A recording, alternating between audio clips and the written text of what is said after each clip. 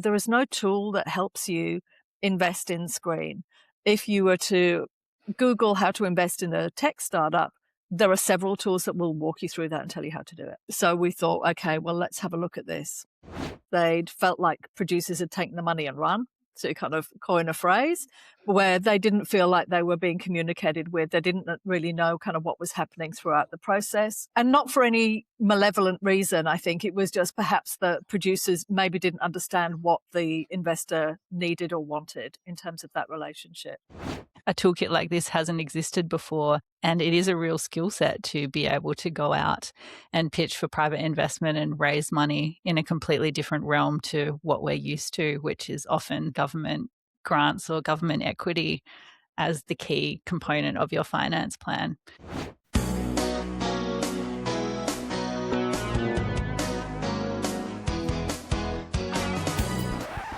Welcome to We Interrupt This broadcast. This is a special episode with Grainne Brunsdon, COO of Screen Australia, and Ian Murray, who is the founder of 113 Partners. And we will be discussing the recently released Screen Australia Private Investment Toolkit, which is a fantastic tool that we referred to very briefly in our previous episode with Ian, but is now out in the world and can be used by anyone across the country in figuring out the financing for their projects. So I'm very excited to have you both here today. Thanks for coming on.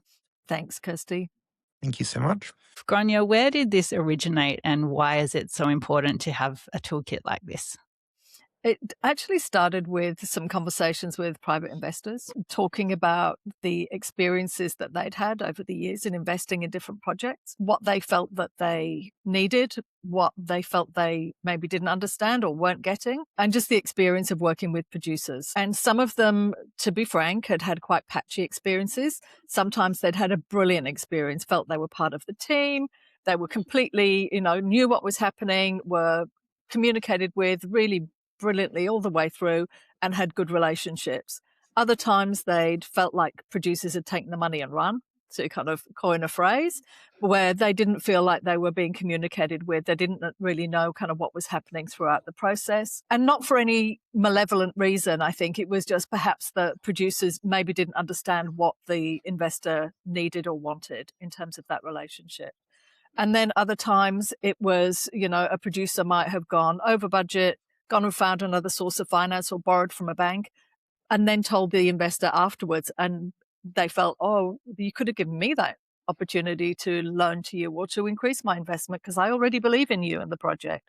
So there's just kind of a few mismatches and understanding and expectation. When we kind of talked about it a bit more, it wasn't just about producers needing to understand what investors needing, but actually for investors to understand what producers were talking about, what the process might be, and how the film business worked. There's a lot of jargon, as we all know. There's a lot of assumed knowledge, I think, but often investors are not specific screen sector investors. They invest across different sectors of the economy, and they each work quite differently. And as we know, there is no tool that helps you invest in Screen. If you were to Google how to invest in a tech startup, there are several tools that will walk you through that and tell you how to do it and give you the language, and you can kind of understand what it is that you're doing. It's a very different scenario to investing in a screen project or in a screen business. So we thought, okay, well, let's have a look at this. I love two things about it. One, that it comes from both perspectives. There's the opportunity to go through the journey as a producer and the opportunity to go through the journey as an investor and bridge that gap between the two experiences. But also that it's very hands-on and practical, and it's not just about the finance templates, but it's about what goes on in the relationships behind those conversations you might be having about money. Congratulations. It's a fantastic Thank you. tool. And I think that comes down to the task force. We had an initial conversation that Ian was involved in with people like Deanne Weir, Sonia Barella, Mark Bamford, Mathieu Ravier from Afters, and a few other people, just to say, okay, do you think we need something like this? If so, what could be in it? What are the areas that we would need to cover, just to kind of think about just the scope and the breadth of something. At that point, obviously, we didn't know what the format might be. Once we decided, okay, there is kind of something here that we need to address, Ian then put together different groups of people, whether it was investors, producers, tax law, accountants, that kind of thing, to actually dig into each area differently, and not just treat it all as one thing, which I think is where the strength of the toolkit comes from. And the fact that the producer journey is also informed by what investors were saying that they needed from producers, or that they would like to see, or that they didn't understand. What was that process like for you, Ian? What were some of the surprises that might have come up along the way, or things that you weren't necessarily expecting when you started out? I think one of the things that emerged from those 5 different subtask forces we had: legal group, finance and accounting, producers, investors, and philanthropists. And it was interesting that within each of those groups, there was a lot of common approaches and thought processes around what needed to occur, but there wasn't necessarily the same emphasis of what everybody felt was important across the entirety of the group. And towards the end of it, we actually brought all 5 groups together, and we had a couple of sessions where it was interesting sort of seeing that, that even though these people are all working together in the one industry, what they saw as being important in these conversations was actually quite different, and what they were focusing on was sometimes quite different from each other. So it was tricky to sort of figure out, what to really focus on when we were trying to develop those resources and tools, and which ones would be useful. And that's kind of why we ended up with such a large toolkit, to be honest. It could have been a lot smaller, but we really did want to try to address all of the different facets and elements which each of those different groups had really identified as being, or what they saw as being, important to help to encourage a better engagement between producers and between investors or philanthropists. And it's great the way it's set up, because you can choose between that producer and investor journey. And then within that, you can choose the commercial perspective, the philanthropy perspective, or the hybrid in between perspective. And then from there, it's divided up into stages of production, all the way from development through to release and money coming back at the end. So you can really just dive in at the point where it's relevant to you in the moment and use the tools for that section, or you can go through the whole process from start to finish. Yeah, that's right. And you'll see that the investor journeys are slightly different from the producer journeys. So very similar, but slightly different in terms of each of those steps. Whereas within the investor journeys, the 3 tiers of investor journeys, they're all the same steps, which you're following from a slightly different perspective of the type of investor which you are. So it's the producer journey because it's around preparing the pitch and engaging with people, as opposed to receiving a pitch and being able to evaluate it, which is kind of the sides of the coin. And Grainne, what's your hope for the toolkit? What impact do you want it to have on the Australian screen industry? Twofold. I hope it's firstly that it's useful and people do dig into it and start to use it, whether they're actually looking for investment or not. Because I think some of the tools like the waterfall analysis tool are actually just really helpful for anybody wanting to understand their own finances and their own project. And perhaps when they might recoup, if they were to get a $5 million box office in Australia, once everybody's taking their cuts off that, what's going to come back to the producer? You can actually work that out using one of the tools in the toolkit, which I think is brilliant, because it just automatically does all of those deductions. You just plug your numbers in. So I think it can be really useful for producers at any stage in financing, not just looking for private finance. I hope it also evolves, that there are more resources out there that we can attach to it. So there are more examples, actually finding those relevant pieces in media or in books or in podcasts or whatever it might be that we're talking about this kind of stuff, as in, additional links for people to explore further. So hopefully we can build that out. Hopefully we'll also get feedback about what's working, what's not working, and that perhaps the landscape changes over the next 5 years, that there are more private investors who are confident to work with the screen sector, and also that we've just got producers who also have more confidence in working with the private sector, whether that's through philanthropy, which we know is growing, both the number of philanthropists and the amount that they're willing to invest in a project. I was having a look at the drama report from last year, and private investment was about 6% of financing in the drama report, which is tiny. But, as Deanne has talked about, there's a huge wealth transfer happening over the next, 10, 20 years or so, with $3.5 to $5.4 trillion changing generations in Australia, which is a sizable amount of money. This is a great sector to invest in, and hopefully this will give people the confidence to be able to pitch with real authority and knowing their project inside out, and what the financial return may or may not be, or the other reasons somebody may want to invest in a project. What about for you, Ian?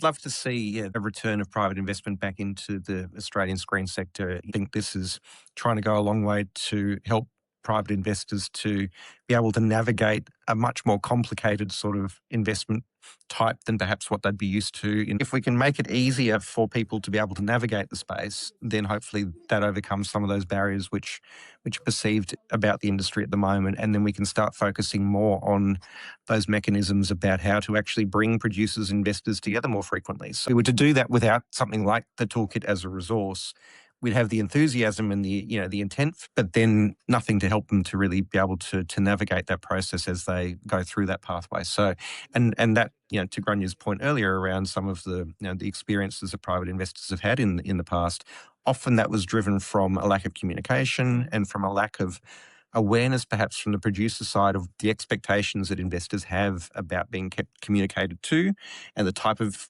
communication, the frequency, the cadence, those sorts of things. So a lot of the tools which we've provided here when it comes to engaging with investors, you'll see a very much a communications focused around keeping that dialogue open and transparent. And we want investors to have a good time when they invest in the Screen project because we want them to come back. And that's not necessarily that they make their money back and they make lots of money. It's actually about the experience.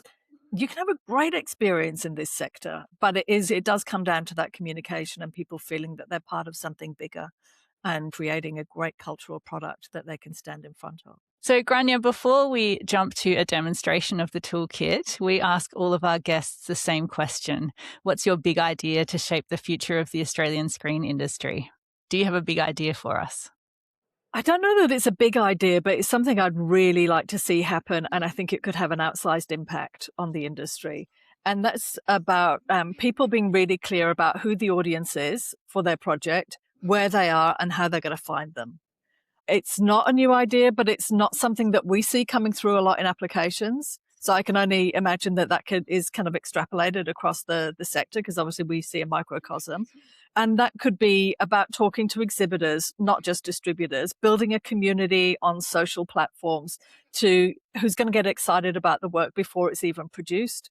It could be about extending the IP into other formats and across other distribution platforms, whether that's games, publishing, live events, merch, all of those kinds of things. I think there is a massive opportunity there to build community around things. We've seen that work so brilliantly with, Obsession, Backrooms, The Amazing Digital Circus, the Australian film that was, shown in cinemas because their fans wanted it. So it's that thing about finding your audience and finding what they want and where they want to see things can be a really powerful proposition for people. Absolutely. And once we've been through the toolkit, I think that's a really great way to start thinking about audience in terms of business model. Once you know how much revenue you need to make at the box office, you start thinking about what that means in terms of number of people buying tickets. Yeah. And even just thinking about how to access that number of people can really expand your thinking around audience development, marketing, and the business model overall for a project. So it's really valuable. Well, I think now's a good opportunity to actually look at the toolkit itself. So if you're listening on audio, please switch to either Spotify video or YouTube so that you can watch us screen share the tool.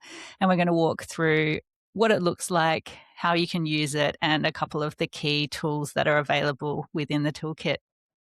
This episode of We Interrupt This Broadcast is sponsored by Getty Images, home to market-leading creative and editorial content from the world's best photographers and videographers. Getty Images is a trusted partner and creative advisor to media and production companies and YouTube native studios, offering over 37 million footage clips, including video from a range of world-renowned broadcast, studio, filmmaker, and archive partners. If you're looking for historical, contemporary, or creative footage, head to gettyimages.com to find out more. So this is the Screen Australia website. How do we access the toolkit? Toolkit's underneath the Insights menu here, and then we have Private Investment Toolkit, which we can click through to, and then there's a little bit of information about what the toolkit is, but the button here to open the toolkit is just here, and that will take us directly into the actual toolkit itself. You can sort of see from the get-go there's two pathways to sort of take at this point. It is a bit of a choose-your-own adventure.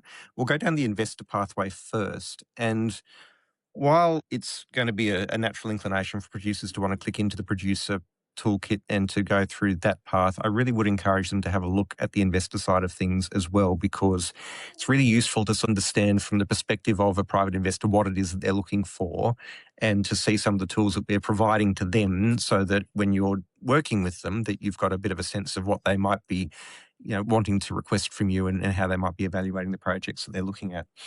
So when we click into the investor type, it's asking what type of investor are you? Are you a commercial investor with a focus on financial returns and commercial success? An impact investor seeking social or environmental impact alongside returns? Or a philanthropist, in which case it's more of a donation sort of scenario and they're supporting projects for cultural or artistic value. And if you're not sure, if the investor's not sure coming in, there is a little diagnostic they can take here, which will sort of ask a range of questions and help them figure out which path is going to be best for them. Each of the three pathways with a commercial, impact or philanthropist journey on the investor side has got the same 7 steps at the top here. And just pick the commercial one and we'll step through this one first. In the other two, there's a few specific tools which are going to be for investors who are looking at it from an impact perspective. And so they'll be helping to understand those components a little bit more, or from a philanthropy perspective. Again, some tools specifically for people who are putting donations in and how that works. But for the purpose of what we're going through today, we might just stay in the commercial journey, because it's probably the most rich of the 3 journeys anyway, in terms of the number of resources and tools and guides and so on. The layout of the page is kind of the same for every step. We have the tools which are appropriate for this particular stage of the journey, and then underneath we've got a little drop down with external resources which may be useful. Not all stages have got external resources, and we're hoping to continue to populate those as we move forward based on additional materials which we find available, which are going to be suitable for people to go off and have a look at as well. When it comes to the investor journey, starting with the pitch itself, so helping to provide a range of tools there for an investor to understand what it means to evaluate a pitch that they're receiving from a producer. On every step we have, and this is also available in the producer journey, you'll see there's some tools here, some glossary terms. They can come in and they can either search for that term, or they can go and scroll through and find that it's just in alphabetical order. And one of the things which did come out, which I think is important just to call out, is that there's certain terms which are used across both production and across investment, which sometimes don't necessarily completely align depending on what we say. So there is another tool here specifically around some of these terms that mean something different. So an equity is a really good example of it. What an investor is typically expecting when they hear the word equity is not necessarily exactly what a producer's talking about when they're talking about equity in a feature film.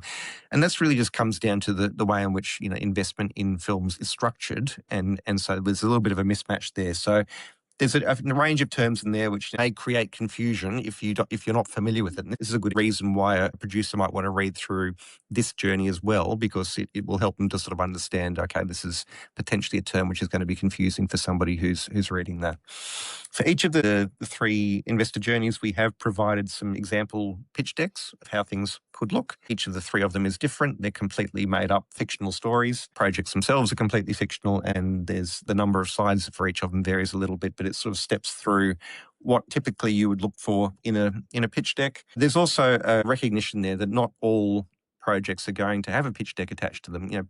Film producers will pitch projects at different stage of preparedness, and so explaining to an investor that you could be pitched a project at any number of stages of development, and this isn't expected to be a template for people to use whenever they're pitching to investors. This isn't prescriptive. This is just an example of what you might see in a pitch deck. So we're not suggesting to producers or to investors that this is absolutely everything that you should absolutely always have in every pitch that you see. It's just trying to provide a little bit of a sense of what it looks like. And it was shaped to an extent by the feedback that we were getting from investors as well about what they did expect to see in a pitch. So from a producer's perspective, they may look at these pitch decks and go, well, that's not how we pitch our projects. What we are showing them, though, is an indication of what an investor may look for when they are evaluating a pitch deck which is being presented to them, understanding that they are being often presented pitch decks for other types of investments outside of the film industry. And so there's a commonality to what they expect to see when they're going through and evaluating pitches coming in from people asking them to invest in various things. And we spoke about that a little bit in your private investment episode, how investors may be used to evaluating market size or numbers as opposed to producers who love to pitch the creative side and the story. So the pitch deck examples are really about finding a balance between those two ways of pitching. Exactly right. I think, there's a big advantage for screen producers in that we are telling stories. And so there's immediately a really compelling thing which is wired into human beings to want to hear stories, and actually got a much higher likelihood of being able to engage an investor. But they're also looking for these other pieces of information, data points, which are going to be important for them to evaluate whether or not a project is something which they're prepared to actually put their own hard-earned cash into. The next stage that we have as we sort of step through the investor journey is due diligence. So this is providing some tools for investors to sort of be able to evaluate projects. Some of these, like the tool here, is quite interactive, where you can sort of go through and answer a range of questions around the project, based on what's being pitched to you. There is variations on that between a commercial impact or philanthropic project. You can sort of go through and enter some data there and generate some reports like that. There's also some checklists there of what documents are often provided during due diligence, so that people have a sense of what they might expect to see. And then some guides around things like how to understand what a budget looks like when you're getting a budget, what the major categories are. Terms like above the line and below the line, aren't necessarily immediately familiar to an investor. So, be able to navigate that and understand that a little bit more. The other thing which I think is important for investors to understand is that they're only one part of the finance plan. So unlike many businesses which are getting investment where all of the funding is coming from private investment, oftentimes they're only a small component of that finance plan. So understanding who else is likely to be involved in financing a project and where you sit in relation to those other people and what role or function they play in being able to provide elements of that finance plan is also important there. So we've got some infographics there around how those work. All of the infographics tend to sort of be quite interactive. You can look through and sort of as you work your way through different stages of it, you can click into it and sort of see the data which is pertinent to you. So it's really designed to be a resource you can go back and review it at some point in the future if you need to do a refresher on something like that. And due diligence is really the investor's opportunity to evaluate a project and see whether it stacks up creatively, financially, and across other categories they may be interested in. So I think it's useful for producers to be aware of the full scope of what they're going to be evaluating against, and for investors to understand that they don't necessarily have to understand all of these things, that there will be, if there's a broadcaster or a distributor or a market partner attached, someone who is potentially evaluating the creative side already on their behalf, or a government agency who's doing some of that due diligence around budgets or finance plans. Absolutely. And even just the term due diligence, that's deliberately a investment terminology. It's not necessarily something which producers would be considering a step in the process. But, from an investor perspective, after they've received a pitch, that's typically what they would go off to do is to do their due diligence to really understand the nature of the investment. So we've tried to align the language here as best we can. The other thing we've done as we've moved through these steps is to sort of try to set that expectation that what you're pitched originally from an investor perspective is unlikely to be the shape of the project, which is ultimately what gets made, because it is a highly fluid sort of industry where things are constantly shifting. And so setting that expectation that there are going to be points throughout that journey where there will be an expectation of recalibration in terms of the amount of money being invested, the parties involved, who's putting money in when, those types of things. I think that can be really important to sort of set those expectations for investors so that they're not coming into something with an understanding which is going to be misaligned to what they actually see through in the end, and also being really clear that yes, that change is common, change is the norms. And that's where I think some of the communications tools that Ian will speak to in a minute really come into their own, and understanding that investors do want to be kept on the journey with you, and change is fine as long as you're kind of communicating and bringing people with you through that. Moving on to the green light. So just explaining what the green light process looks like, also setting some expectations around when parties are providing funds, because I think that can also be an important one for investors to understand. Why am I putting my money into an escrow account now when other parties not necessarily? And there's also quite a comprehensive tool here around the different types of contracts which you may expect to come across when you're going through closing, because that is an area which I think came out quite a few times in the conversations, both from the investor and from the legal teams who are working on the toolkit, around just the sheer enormity of different contract types, and trying to be able to provide a bit of an understanding for people as to what those are and how they interplay with each other, I think is also really important, because it can be a little bit overwhelming for people. We also touched there on, trying to find good advisors and specialist advisors who can really help people to navigate that, because I think that's important for an investor to know that there are specialists out there who really help to navigate that whole process. And I think it's important to note that this toolkit is not designed to be a replacement for professional advice. So you still need your lawyers, you still need your finance team, all of your advisors that you would normally have for a project. It's not a replacement, but it might help you to get to a point where you can have those conversations more easily or understand what you're talking about going into them. Absolutely. Next step along is the actual production itself. So what to expect when you go into production, sort of communications you would expect to understand from your producing partners, and some of the different components of to monitor if you're interested in sort of keeping across how the production's moving forward. We also have some production timelines there. Again, this does vary between the different types of investors here, because the investment type between a commercial project, a impact project and a philanthropic project can be a little bit different. So there's slightly different variations on the production timeline between each of those, and some more fact sheets there as well as a who's who on the film set, which is, again, from investors, they might have heard of, a first assistant director, where they don't have the first clue as to what that person actually would do on a film set. So, and if my conversations outside the industry are anything to go by, no one has any idea what a producer does generally either. True. Very true. Next stage was sales and distribution. So this is after the project's been actually finished. It explains the role that sales agents and distributors play, so people can understand that a little bit more. The roles of having a camera and DASA in place, and what that means, in terms which are not going to necessarily be familiar to investors generally. Film festivals and project launch, what that looks like. And then, of course, we have got the waterfall analysis tool in here as well. Now, this is exactly the same tool which is available across all the different phases of journeys in the toolkit. We'll touch on a little bit more when we get into the producers one, because it's probably the point where it's going to be most relevant.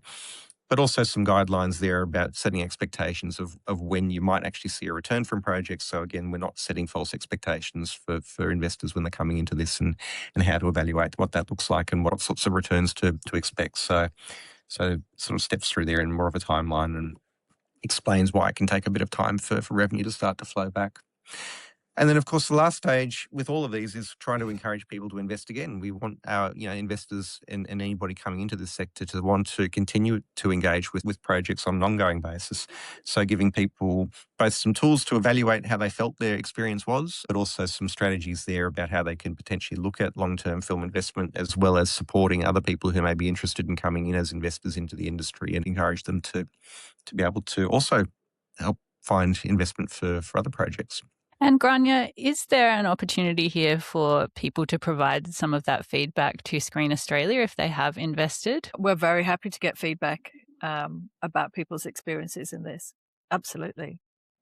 So I might go back to the beginning, and we'll jump into the producer journey. So this is probably the one which I think most people on listening to this podcast or watching this video will be interested in. Slightly different journey, but very similar as we get towards the end anyway. So production, sales and distribution ongoing are going to be the same. But yes, we're starting with the development process as opposed to a pitch process. In the producer journey, we provided all 3 example pitch decks there. So as a producer, you can sort of decide which one's most relevant for you, and you can sort of go through same sorts of glossaries and so on. And some checklists there for you as a producer of things that you might want to think about when you're actually pitching to investors, making sure that you've actually got all of those. You can go through and pick things off on this list if you want to, and you can download a PDF to see what you've completed and what might be left to do in there as well. And there's some specific things as we sort of move down which are going to be relevant for some projects and not others as well. And also some fact sheets there around film packaging and things like that, which might be useful for producers to be able to refresh themselves on, especially from the perspective of what an investor's expecting to see when you're pitching to them. So this isn't trying to teach people how to do their job. It's more about trying to teach them how to engage with investors, which perhaps they haven't got that level of familiarity with. So we've really tried to do this from the prism of when you are talking to investors, this is the sort of information that you would want to consider. The second one, which is where we're getting into more of these engagement tools, is around stakeholder engagement.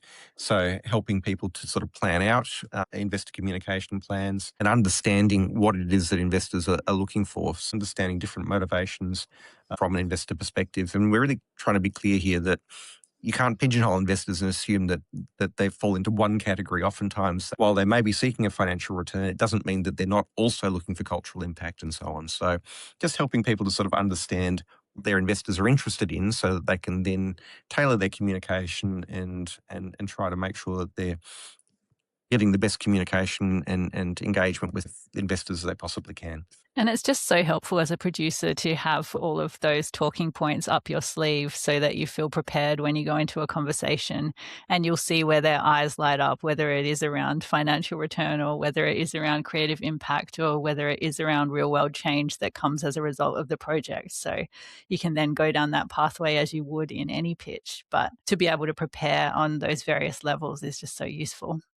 Absolutely. I think, as Ian said, this isn't about trying to teach people their jobs. People know a lot of this stuff. It's about giving them confidence to speak in this different arena about the work as well.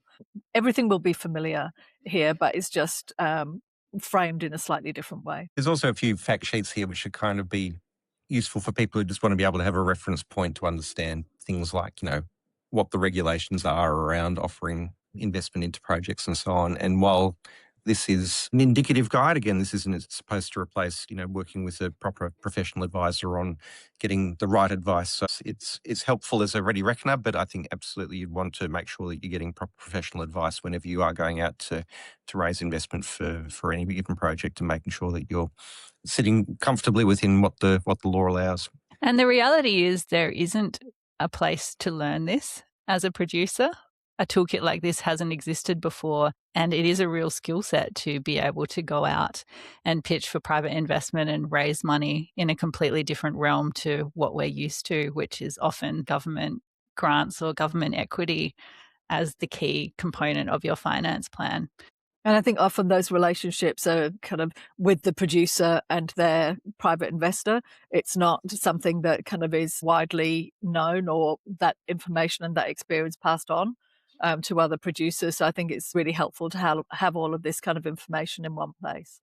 Moving on to greenlight process, back into the sort of same sequence then as the investor process from this point forward. So there's a bit of commonality between what the investors will see and what producers are going to be able to see here. Some resources which are similar to the investor side of the toolkit, but again, they're framing it from the side of the producer and helping to sort of manage investors through that closing process, for instance.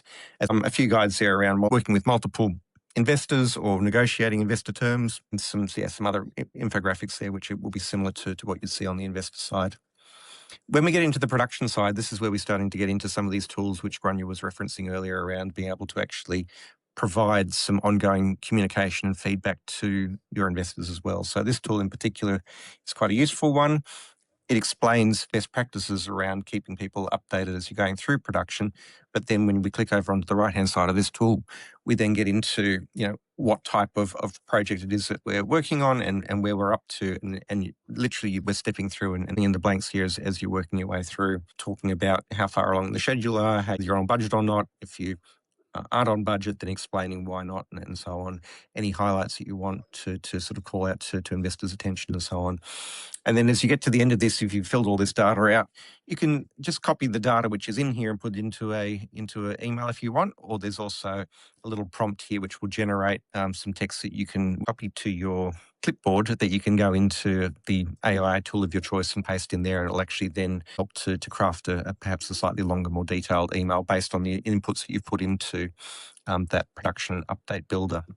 And nothing saves within this browser, correct? So at the end of a session, you should download or take away everything that you've created and save it to your own computer in order to access it ongoing. That's right. Almost everything in here is just going to be, based on the data you've put in that moment. We'll step through to it now. In the sales and distribution within the actual waterfall analysis tool, there is a capacity within that tool to be able to export an Excel file, which is really just capturing the data that you've put into the tool, that you can save a copy of it and then just be able to quickly re-import that data back in again if you decide to leave off and come back a day later. But yes, there's nothing within the site itself which is capturing any of your personal data or saving any of that data. So you can put whatever you want in here. It's not being saved on a server or anything like that. It's all completely local on your browser.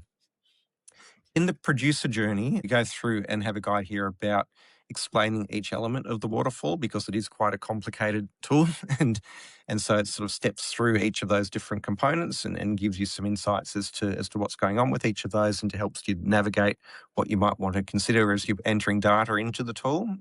But the waterfall analysis tool itself is quite a complicated one. It really is going through and allowing you to put all of the variables which you potentially might consider when you're creating a finance plan for a project in the first instance. On the left here, we have some data about the budget, and this section over here gets populated as we enter other components of it. You can export a finance plan from this once this has been populated as well, and that will be in the Screen Australia finance plan format, and I'll show you that in just a second.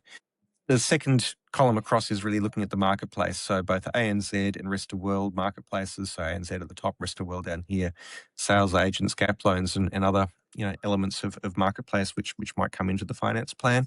And then on the right-hand side, we have equities and grants. So this is money coming in from either industry investors or from green agencies, which can be coming in either as grants or equity, and we can enter that data over here as well.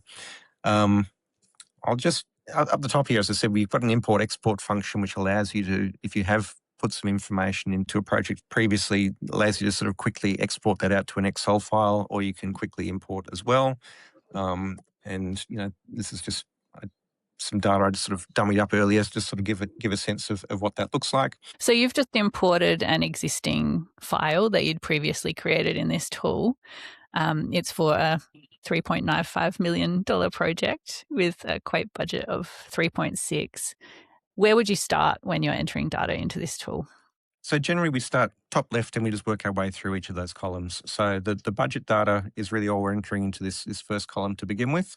So the total budget, our anticipated quote budget, what the offset lending component is. In this case, it's a feature film. We're expecting 40%.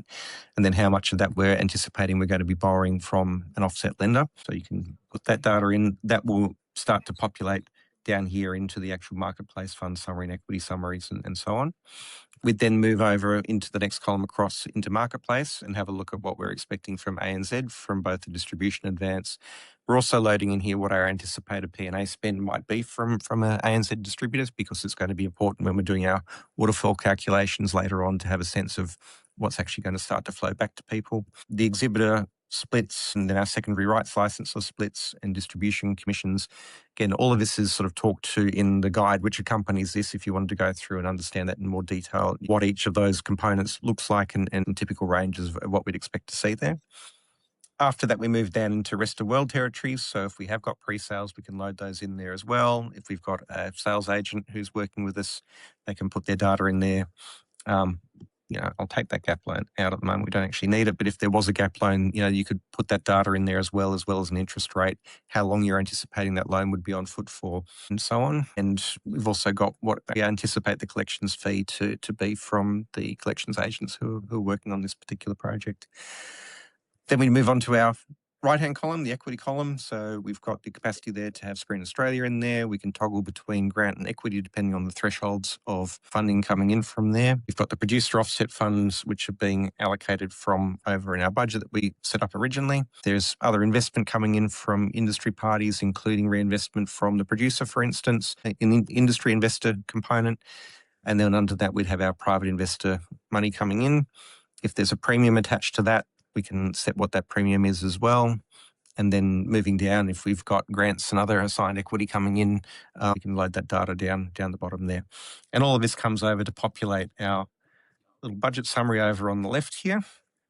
And then if we want to, we can click on this Export Screen Australia Finance Plan, which will then pop out a actual finance plan in the Screen Australia format. So it's mostly done for you. You'd still need to go in and check to make sure that this is how you're expecting it to look, and at least a lot of the work's been done for you at that point, so that you don't need to go through and pull that data and re-enter it all manually. So once we have the data in there and we're comfortable that we've actually made up, the entirety of the budget that we require to be able to go into production on things. Underneath that, we then can start to model out what we're actually anticipating we're going to get in terms of returns from different marketplaces and territories and so on. So in this example, we've got 1.8 million coming from ANZ box office. We might also expect that we're going to get some money from secondary rights, so we can put some data in there as well. It's $1,000 just for the sake of the argument. If we have got sales estimates which have come through from a sales agent, we can load that data in. Or if you wanted to split it out and actually look at it again at a box office and secondary rights level of the international marketplaces, you can do that as well as any other income streams which might be coming in separate from those. So, for instance, if you anticipated you're going to get a streaming sale or something like that, you might be able to load that data in there, depending on whether it was a deal which came through your ANZ distributor or a sales agent. And if there are pre-sales, you can toggle to have that included within those sales estimates or not. As we work our way down through here, then we can sort of see the deductions which start to occur. So, we can see what that 1.8 million, the exhibitor's going to keep their 60% share, which is what we'd set up in the top part of the model. Then we can see the balance, which is going to flow through. Same on secondary rights. So what's coming through to the distributor, we've got their commissions coming out, we've got their P&A spend, which are being deducted as well. Any other, advances which have been put in there. So they put in a $200,000 advance. So that's being recouped. So we can see that flow through down and what that's actually going to come down into the camera ultimately. Similarly, with the rest of the world, we can see and follow that journey through. And then lastly, over on that right-hand side, any other income streams which we're anticipating, which is going to come down as well. We've got the ability to toggle between whether or not the producer margin is going to go into the camera or whether it's going to come directly to the producer. So in this instance, we have it going directly to the producer, and then we can start to come down into the actual flow of income as it starts to get distributed. So in this instance, we had two private investors who had a 20% premium, which they were taking out in first position. So in this instance, they've both been able to recoup those funds. And then we're starting to get down into the secondary stream of distribution where we had the post-investment, the producer reinvestment, and some other components which would flow down further into the second part of the waterfall here. And then down the bottom, we can sort of see that additional to that, there was the producer getting their direct share of the producer margin as well. Up on the top right here, we can click in and just sort of see a little summary of all of that. So you can sort of see exactly where everybody's at this stage of the journey. And whether or not they've gone into profit or not, at this point, we're still going through a recoupment phase for the post-reinvestor and other industry investors. So we're not at a profit for this project at this point. We've also got another little box up here which you can click on, which you can sort of go in and you can set some parameters of what your expectations are between how you're anticipating revenue to flow into the project and what you anticipate that might look like. And that will then give you a sense of what the recoupment thresholds are to be able to firstly get your private investors recouped. If you had a gap loan, that would sit above there as well. So your private investors getting recouped, other equity getting recouped, and at what point would actually go into profit and what that would look like. So we can sort of see based on these splits, if we were saying 80% of our box office was coming from ANZ and 20% from rest of the world, and 80% of our overall revenue was from box office and 20% from secondary rights, this is what we would need in order to be able to get to that point. So we'd need a 2.1 million box office at ANZ, 538,000 of secondary spends, and then rest of world estimates at 673 just to get our private investors fully recouped. And then we can sort of see we'd have to be at about 10.9 million odd across all of those different income streams split out like this in order to actually go to profit on this project. So it's a quick way of being able to sort of a sense of what your requirements are from an actual return on a project to be able to return back to the various finance parties there. You can go into a more detailed receipt there as we didn't want to load sales estimates in as well. So just a quick way of being able to get a sense of what that might look like. As I say, as you're working through this, you can then at any point just export that out, which will just drop out an Excel file, which is meaningless in and of itself, but you can use that file to re-import back into here. And all it's going to do is to repopulate all of the cells which we put data into through here. And up the very top, we've also just got a little quick reckoner so you can sort of see, where people are at in terms of, whether based on the inputs we have down the bottom around what we're anticipating is going to come back from box office or from other income streams, whether or not we've got our investors back to being a profit and where the producer sits overall.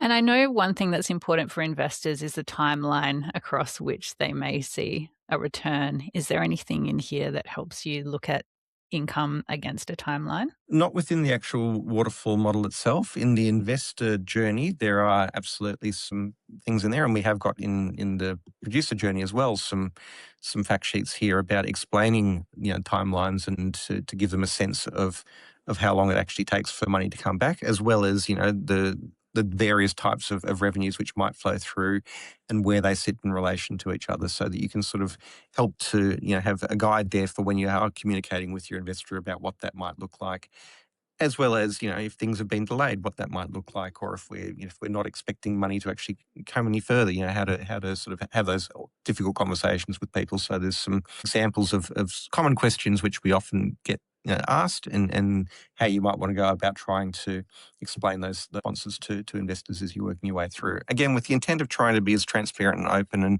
and communicative with investors as possible.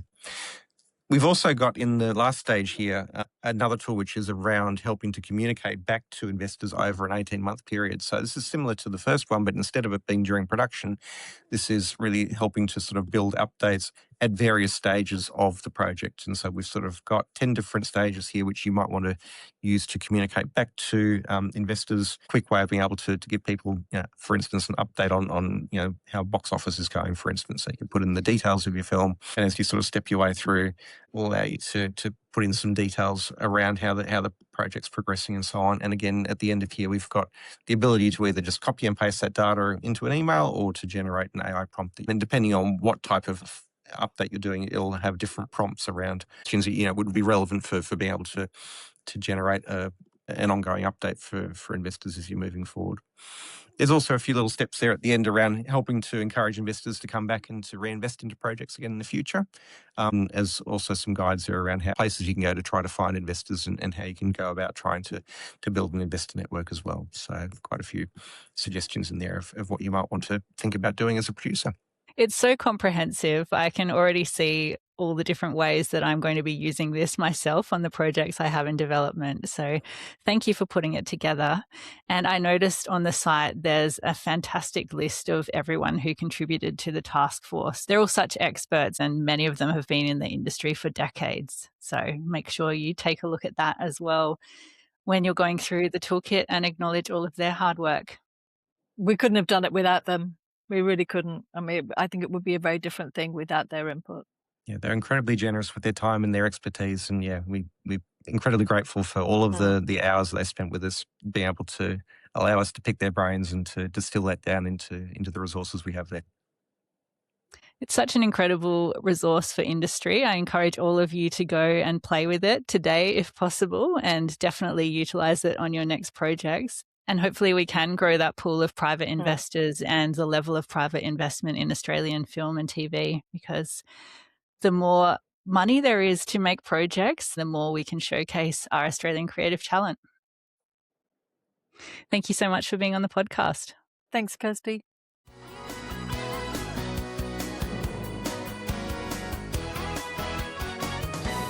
We Interrupt This broadcast is recorded on the unceded lands of the Gadigal people of the Eora Nation, the Turrbal and Yagara people, the Yugambeh language people, and the Kaurna people of the Adelaide Plains, and we acknowledge them as the traditional custodians and first storytellers of these regions. Always was, always will be.